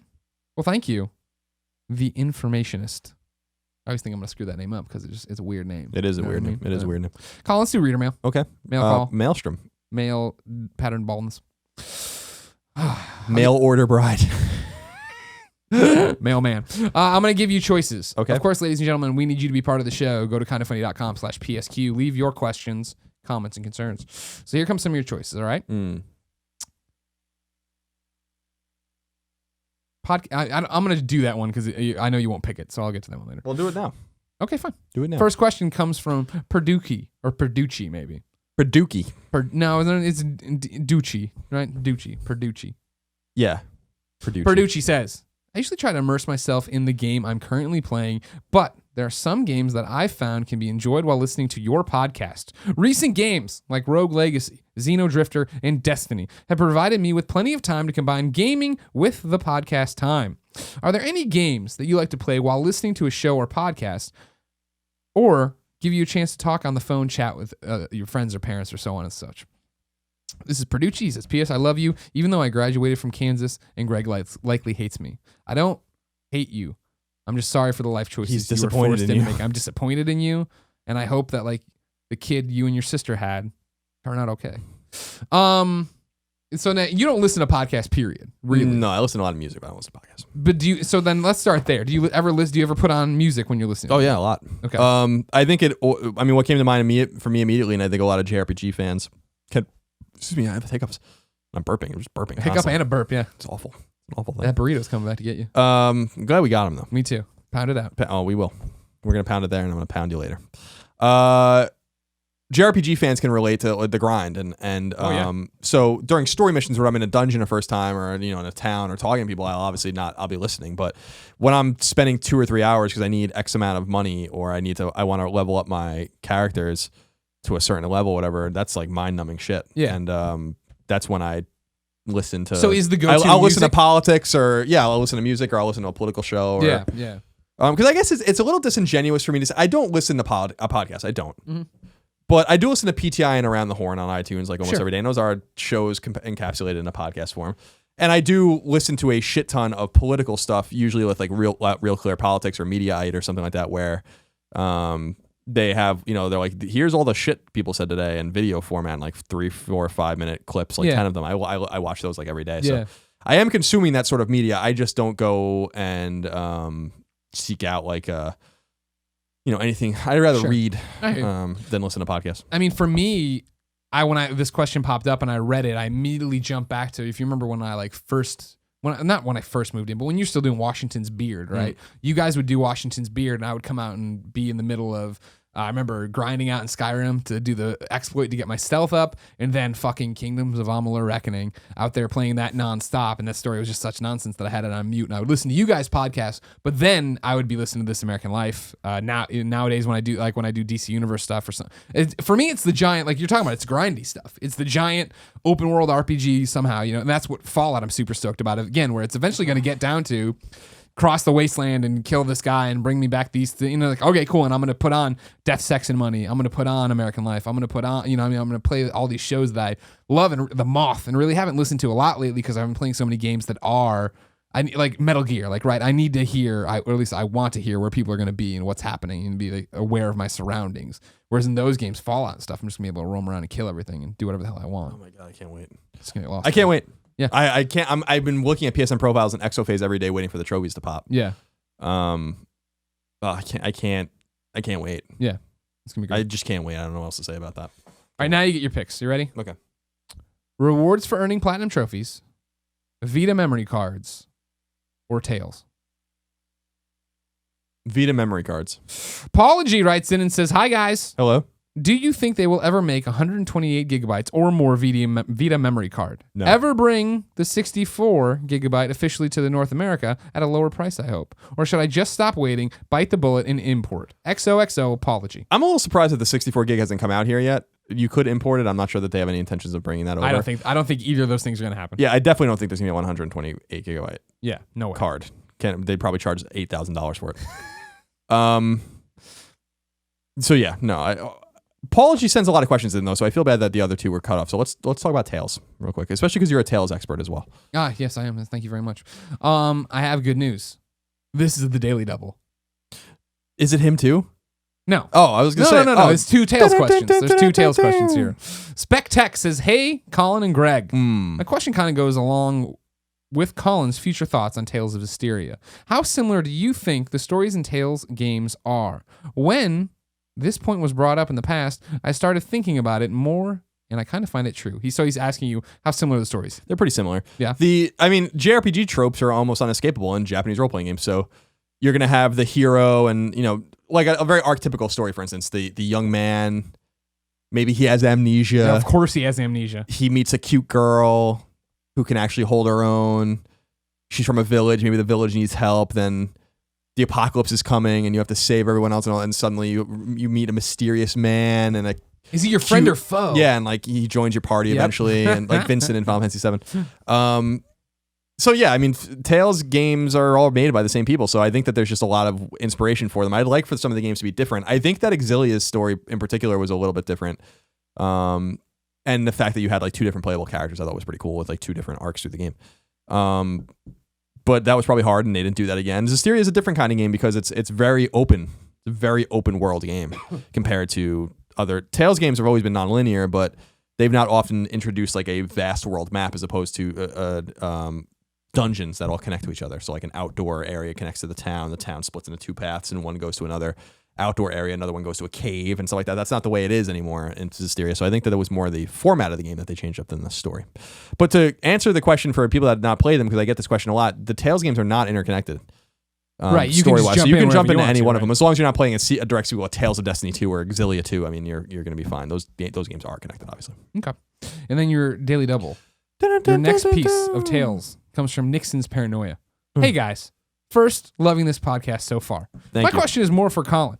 I know you're a huge fan of Tales games. Well, not as big as Greg. I know, I'm the Tales expert. First, what is your favorite Tales game? Destiny. Why? Well, it was my first one, but I also think it was still one that had that cute chibi style. It was more focused on gameplay, the arts, I think, and the that kind of, one of the hallmarks of the Tales series is the fighting mechanics. And I think that it was pretty pure at that point still. I think it got a little complicated later on when we entered a 3D kind of field. I think the characters are the best. I love Stan. I think he's a great character. The music's fantastic. I think it's a fucking super moody game. Tales of Destiny is like by far my favorite game. Okay. And so that's also like one of my favorite games of all time. Really? Yeah. I know. Nixon's Paranoia continues and says, my favorite is Vesperia, which unfortunately was never localized for the West for PS3. Yeah, that was weird that they did that. Do you think that there's any chance of a PS4 remaster of that game since Bandai Namco has been releasing, releasing previous Tales games on new systems lately? Symphonia PS3, PC, Abyss 3DS, etc. P.S. I kinda heart you, XOXO. It's possible. I was surprised if Vesperia never saw the light of day out here. It was on Xbox 360, which was weird, and that was another one of Microsoft's moves to try to get people to buy an Xbox 360 in Japan. Yeah. It failed so badly over there, presumably that they actually did port it to PS3. Would I be surprised if they did that? Yes and no. I'm surprised that they haven't gone back even to Symphonia and Destiny and Legendia and all of those and just put them on a disc and release them with trophies, but it might not be worth their while to do that. Vesperia is a huge gaping hole, though, in a lot of people's Tales arc because of the weirdness of the consoles it was on. Gray Fox wrote into kindoffunny.com/PSQ. That's right. Go to that link. Go to our forums, register, and leave us questions for the show. And Gray Fox says, greetings, Colin and Greg. Hello. I like to think of Bethesda as the kind of funny of game developers. They produce amazing content and subscribe to the garbage truck on fire business model. I love their games, but they are buggy as shit, especially on consoles. Do you think Fallout 4 will continue this trend? And do you think it's fair that Bethesda gets so much of a free pass as it does? P.S. I love Portillo's. You guys are all right, I guess. I don't think they get a free pass. I think that and I don't know if you agree, but I believe that their free pass went out the window with Skyrim on PS3 especially. And do I think that their game... So there's multiple questions here. Will Fallout 4 be as buggy as old Fallout games? No. It won't. Will it be buggy? Yes. Will there be weird things involved in it? Yes. Do I think that they get a free pass? No. Do I think their games are way more complicated than most games? Yes. And I think that's where the free pass mentality comes in. You only have to look at the bug reports of New Vegas and Fallout 3 to see how completely mundane some of the fucking things are that are broken, and like, how would you ever know? Yeah. When you have all of these interconnected things happening, like literally leaving a door open somewhere can break your game. Like or for Skyrim. Yeah, exactly. You have the QA test. Like, what I'm really impressed with Fallout 4, Greg, is the game, as I predicted, was in development for a long time and it was ready. It was going to be ready this year, and we talked about that, and Colin was right and all that.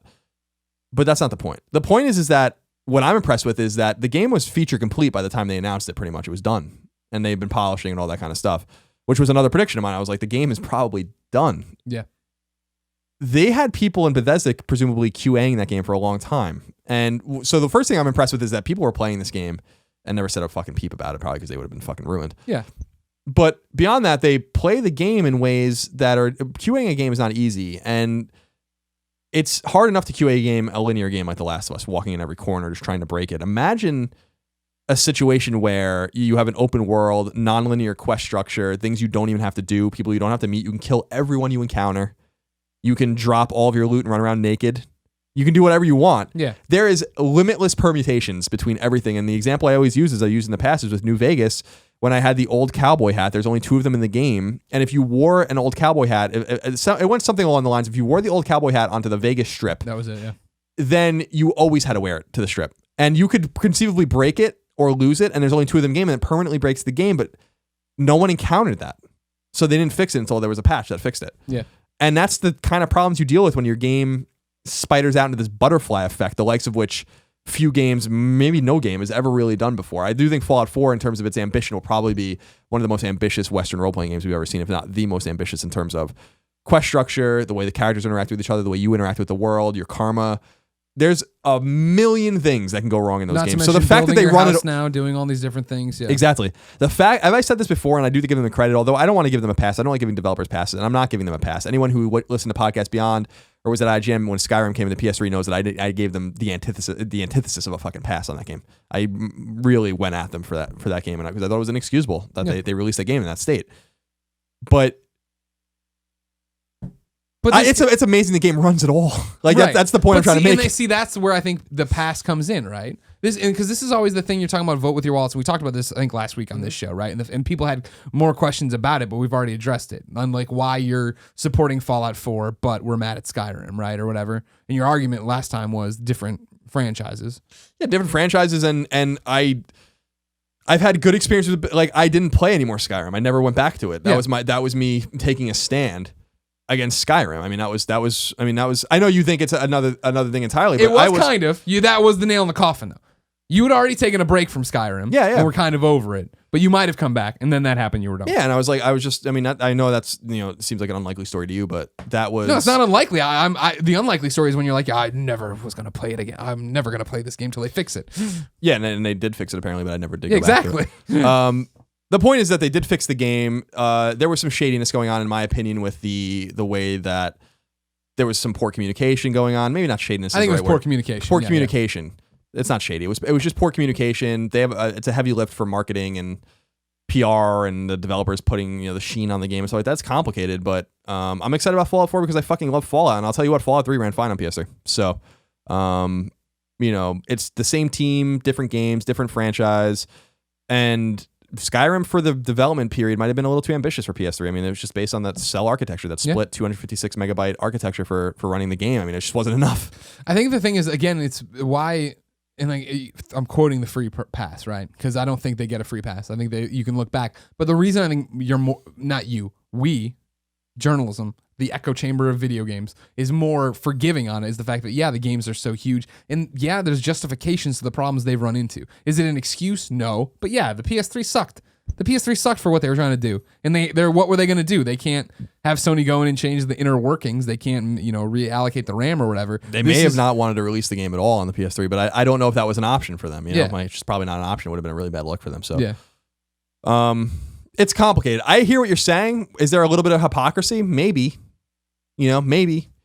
Sometimes I can understand being so overwhelmingly excited about things that you ignore the problems of the previous thing. I get that. I mean, that was what we were talking about with Mass Effect. It's for me, it's like I expect to play it and have it crash. I mean, I'm expecting this. I know I have to run multiple saves. I know I have to back my saves up to the cloud and keep them on. You know what I mean? Like, I'm aware of all that, but I'm also aware of how much fun I have in these games. And I'm also aware I could sit and wait for the Game of Year edition. This is where it comes down to the vote with your wallet business. I know what I'm getting into.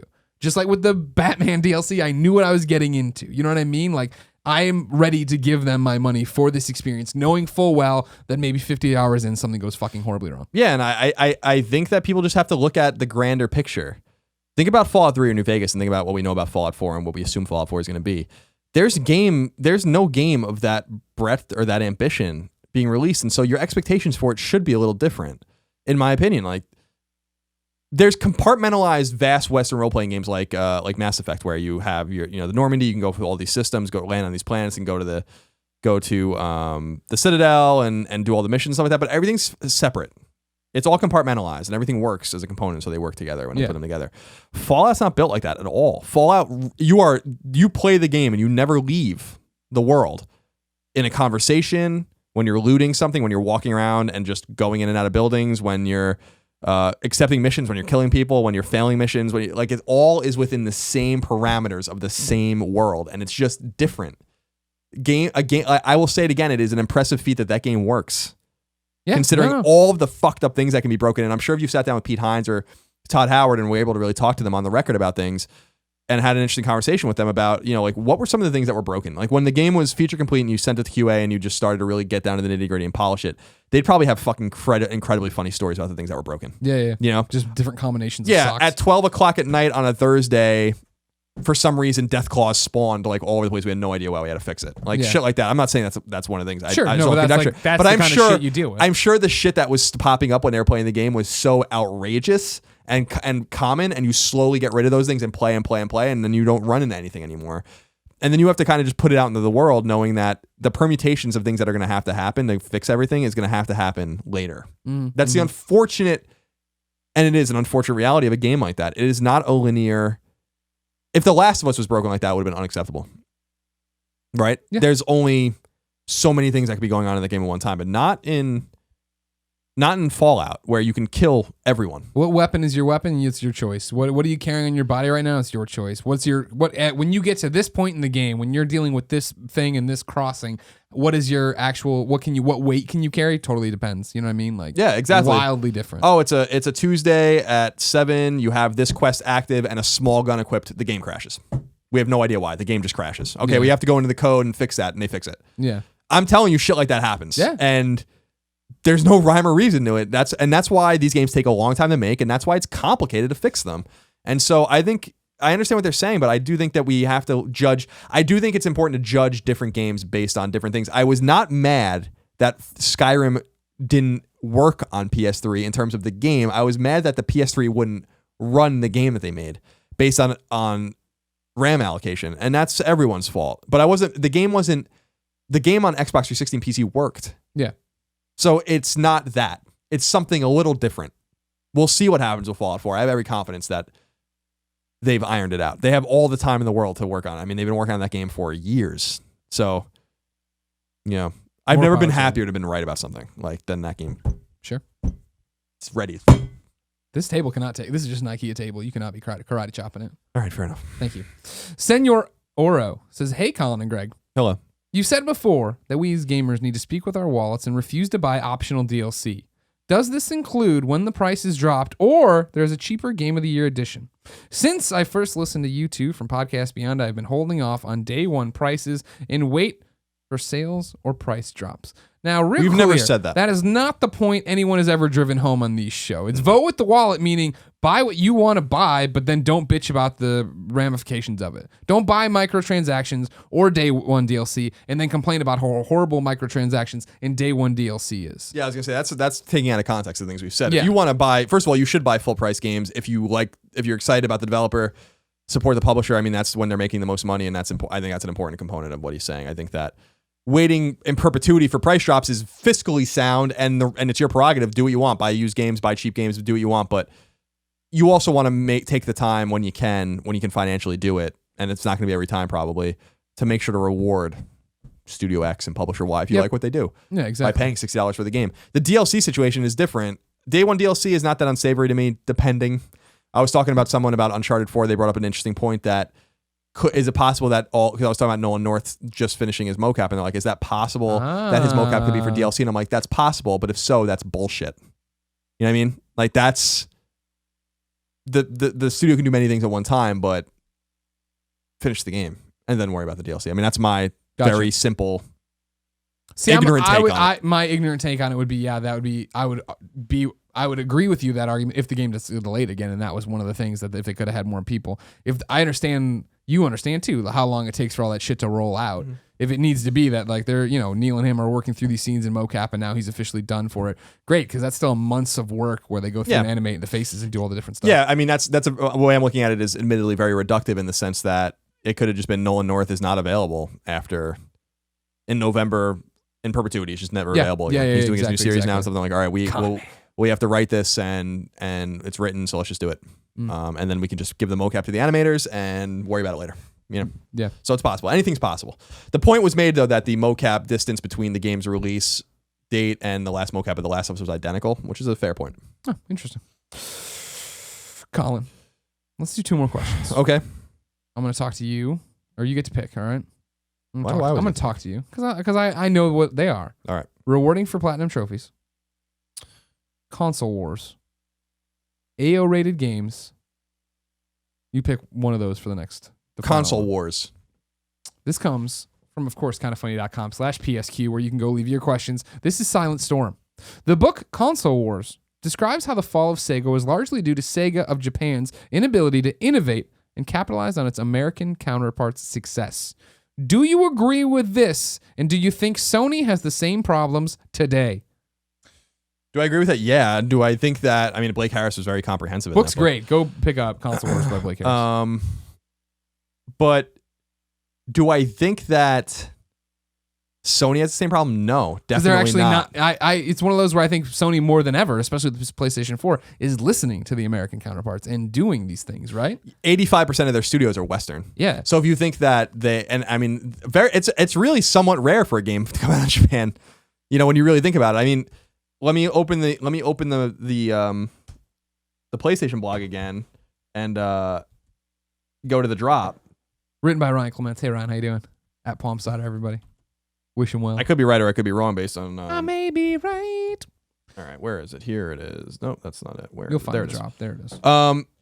So Alien Isolation coming out. It's a Western game. Arcade Archives isn't really a release, but that's a Japanese game. Darksiders is a Western game. Divinity is a Western game. Mega Coin Squad is a Western game. Minecraft is a Western game. MX vs. ATV is a Western game. River City. So the PS3 All-Star Special Game, that's a Japanese game. Tecmo's Deception is a PS1 classic. That's a Japanese game. Trails in the Sky is a Japanese game. WWE 2K16 is an American game. The thing that you realize about all those games, of all the games on current consoles, are all Western games. Mm-hmm. So Sony makes great games out of Japan and funds great games out of Japan. Bloodborne, for instance. The cult classic Knack came out of Studio Japan. But and they work with their Japanese partners, Square Enix, etc. To get games out. But I don't think they suffer from the same problem in that they're not as an insular company. It seems like everything does run through Sony Japan, but they have people that they listen to all over the place. And if they didn't listen to them, they would have never identified Naughty Dog or Media Molecule or all these studios that are really kind of buttering. And I mean, even bigger than that. I mean, what we're talking about with the PlayStation 4, right? And I mean, this the amount of power and goodwill they have with the gamers right now. You know what I mean? Like, I don't think Sony of Japan, and this comes from somebody who covered it for 8 years, right? In PlayStation in general, would have been down in the PlayStation 3 generation with Adam Boys and Shu doing a video on how to share games. Right. That's totally just a jab. Or let Shu be as expressive on Twitter as he is now. You know what I mean? Like, there's all these things that I feel like are Western traits, that are the Western people saying, hey guys, look at what's happening here. This is how it's going. We need to talk about that. Gio Corsi and everything those guys are doing is, you know what I mean? Like, yeah, no, I agree. There's a lot of things happening, and I mean, outside of game releases, where you feel, I think, for the first time in a long time, that it is, Sony Computer Entertainment America has a say and a part of it, and it's talking and getting listened to more than ever on big things. Yeah, I don't think that they suffer from the same problems. No, I think Sony's in a much better position than Sega, frankly, ever was. Yeah. Even with Genesis. Well, I don't want to spoil the book. You should read the book. You've read it, obviously, but other people should read it. Read the book. All right, Colin. Your final question. DualShock 4's touchpad, turning off multiplayer servers,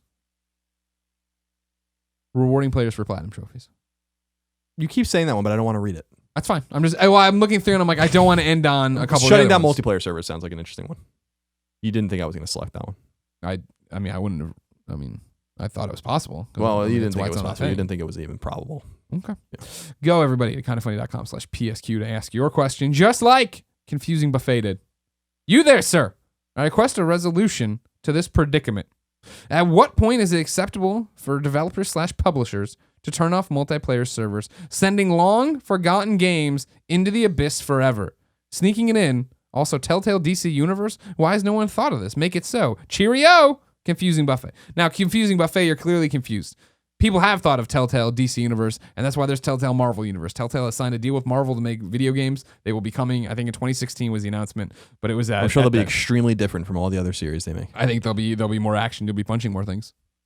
Not like instantaneously, but like, do you want to punch them or do you want to web? Do you want to punch them or there goes your game save? So I'm only kidding. I mean, they're not that bad anymore. And it's still anecdotal. I've not played a Telltale game since Walking Dead Season 1. I'm just busting balls. It's a case-by-case basis. Right. I mean, I think that if the game... I'm sure there's some sort of algorithm or money being made or That's lost. my question. Do you think the problem, I think it comes down... It's got to be money. It's all money in terms of how much you're making. And this is where the microtransactions, I think, stop being a bad word. You know what I mean? Because stick with me, DC Universe. I love DC Universe, right? When they went free to play and then put in microtransactions and put in subscription plans, I continue to play for my subscription plan so that when I want to play it, it's there and I can play it. Because I understand that to keep the servers running and keep people making content, even if it's just the core audience that I'm on the outskirts of, right? But the people who play and raid every week or whatever, if they're doing it and supporting the ecosystem and keeping it going, it doesn't have to be, you don't have to look at it and say, well, there's not 1 million people playing. It's similar to Kind of Funny, right? Like, it's like, yeah, we don't have 1 million subs on YouTube and we don't need it, right? Because if you go to Patreon and you watch what happens and like what the 10,000 people give us, they give us enough to live and keep this going and grow this as we go. And hopefully more people come in and we keeps going. But like, if it shrank, that'd be a different thing. If there wasn't money coming in, that's the problem. Yeah, it's just a financial situation. I don't think that. I think they did. Their duty to the gamer is to go as long as possible, but ultimately, if they see a few hundred people on a server at any given time, it's probably not worth keeping it open. Yeah, exactly. And unfortunately, it does just kill games. Like I remember when White Knight Chronicles went down. I think Mag went down. Other games that people still played and they couldn't play anymore. I remember White Knight Chronicles was an especially big deal because I think that platinum is like unachievable now. Oh, sure. And that's a bigger question as to like how it affects single player experiences and trophies and all that kind of stuff. I don't like that. Again, if we had our trophy consulting business, we would build in fail safes. So that, okay, you're going off, when you go offline, you have to automatically give those trophies to anybody who signs in. Because that would really help me with my Ghostbusters Platinum. Because I'll never be able to get it. And also, it was a bullshit Platinum, so whatever. But yeah, go on there and get all these randomly generated. Come on, man. Just I had to print a checklist off the internet and go. No, thank you. No, Ain't nobody got time I'm good. for that. No. Colin? Yes. It's time for a segment we call This Week's Forgotten PlayStation Game. It's your turn to pick. Is it my turn? I forgot. Well, it's no. I mean, it's fine because I knew what next game I want to talk about. I want to say with the Vita. Escape Plan. Little and large. But a lot of people don't give Escape Plan a lot of love anymore. It was supposed to be a launch Vita game. It came out a few weeks after Vita came out. I remember I stayed home and reviewed it. Fantastic game. I think it uses the Vita very cleverly. You can play it on PS4 now. Different control scheme. I think the game's very cute. Funbits Interactive has some cute ideas. I mean, that's the remnants of the Fat Princess team. Yep. The original Fat Princess team. I mean, there is a Fat Princess game coming out still, but it's not Fat Princess. Yeah. So I want to recommend Escape Plan. I think that's a great Vita game, and you can also play it on PS4, so you can get the best of both worlds. I think it's actually cross-buy, but you should look into that before buying it to make sure. And let me know what you think. Black and white aesthetic. It's a very self-aware game. It's very silly. It's more of a puzzle adventure type game, which is not really my thing, but yeah.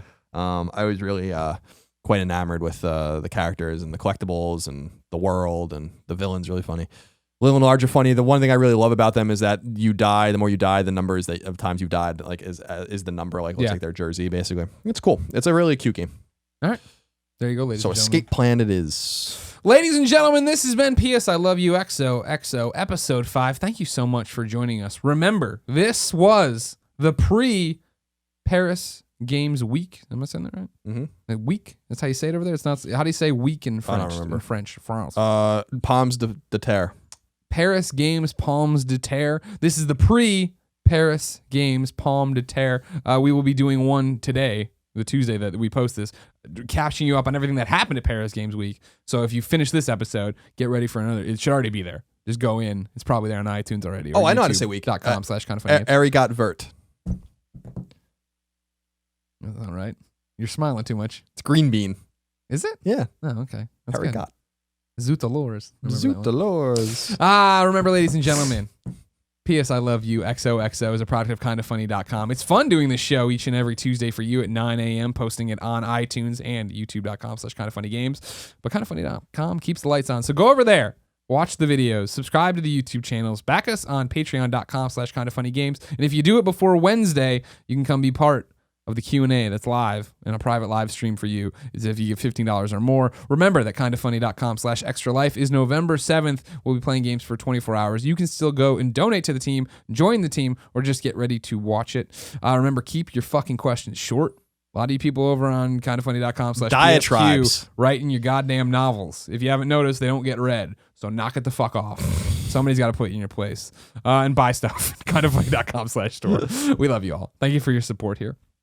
Each and every episode of P.S. I Love You XOXO ends in a song in a segment we call Singing a Shoe Hey. If you have a song you want to submit, it has to be your song that you've written or performed or whatever. Go to kindafunny.com/PSM. That's the M for music. Also remember that I need a SoundCloud link for me, something to download the thing, and then a YouTube link so I can link you off to a YouTube page. Give you the hits on the YouTube version since I can't play it, and then put the audio MP3 on the MP3. This one comes from It's Van Aken, but immediately forget that and remember Alaskan Deep. That's the band name. Alaskan Deep says, "Hey everyone, I'd like to submit my song Gray. It's part of a 3-song EP I released back in May with one of my best friends who plays the drums. I recorded, mixed, and mastered it all in my living room. The lyrics speak about a person going through horrible times in their lives, weathering the storm, and coming out the other side. I hope you enjoy." I did. It's Van Aken /Alaskan Deep. Ladies and gentlemen, if you enjoy it, head over to soundcloud.com/Alaskan Deep, or if you're on the YouTube version, click on the little YouTube thing that'll pop up here and you go listen to the song there, a live version of it. Until next time, it's been our pleasure to serve you. Here's Alaskan Deep with Gray. Goodbye.